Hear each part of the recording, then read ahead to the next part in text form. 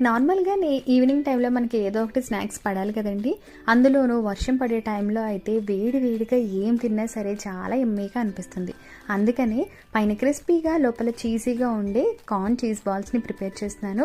దీని రెసిపీని చూసేసేయండి. ముందుగా ఒక బౌల్ తీసుకొని ఇందులో sweet corn, capsicum, potato, onions, కొంచెం కొత్తిమీర, పుదీనా, పచ్చిమిర్చి, అల్లం వెల్లుల్లి పేస్ట్, ఉప్పు, కారం, పెప్పర్ పౌడర్‌ని వేసి బాగా కలిపేసుకోవాలి.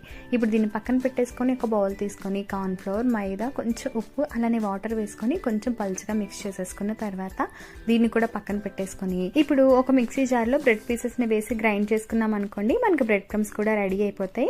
వీటిని ఒక ప్లేట్లో వేసేసుకున్న తర్వాత ముందుగా మనం కలిపి పెట్టుకున్న పొటాటో మిశ్రమాన్ని కావాల్సినంత సైజులో బాల్ లాగా చేసుకోవాలి. ఇప్పుడు దీన్ని ఫ్లాట్గా చేసి మధ్యలో ముందుగా మనం కట్ చేసి పెట్టుకున్న చీజ్ని పెట్టేసుకొని ఒక బాల్ లాగా రోల్ చేసేసుకున్న తర్వాత దీన్ని మైదా పిండి మిశ్రమంలో అటు ఇటు డిప్ చేసేసి దీన్ని బ్రెడ్ క్రమ్స్లో